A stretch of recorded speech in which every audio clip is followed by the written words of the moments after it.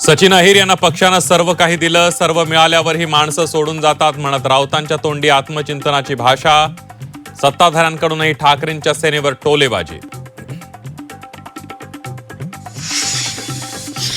सचिन अहिर यांची विधान परिषदेच्या उपसभापतीपदी निवड. परंपरा कायम राखत बिनविरोध निवड केल्याबद्दल मुख्यमंत्र्यांकडून विरोधकांचे आभार.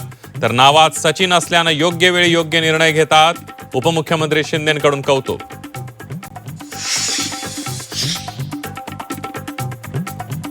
देहविक्रीला तयार असणाऱ्यांना गिराईक मिळतातच. फुटीर खासदार आमदारांवर राज ठाकरेंची बोचरी टीका.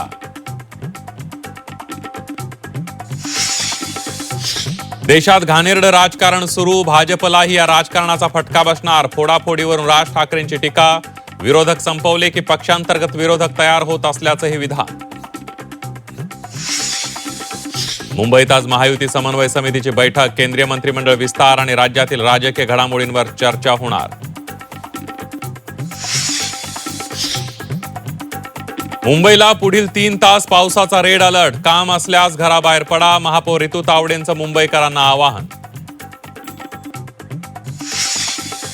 चेंबूरमधील झाड कोसळलेल्या घटनेची प्रशासनाकडून दखल. महापालिकेकडून चौकशी समिती गठीत. 8 दिवसात अहवाल सादर करण्याचे निर्देश. पालघर जिल्ह्याला उद्या हवामान खात्याकडून पावसाचा रेड अलर्ट. पालघर जिल्ह्यातील सर्व शाळा महाविद्यालय अंगणवाडीला सुट्टी जाहीर. जिल्हाधिकारी इंदूर आणि जाखड यांचे आदेश. वसईतील राजवली परिसरात मुसळधार पाऊस. पाण्याच्या प्रवाहामध्ये कार अडकल्याची घटना. जेसीबीच्या सहाय्यानं कार काढण्याचे प्रयत्न सुरू.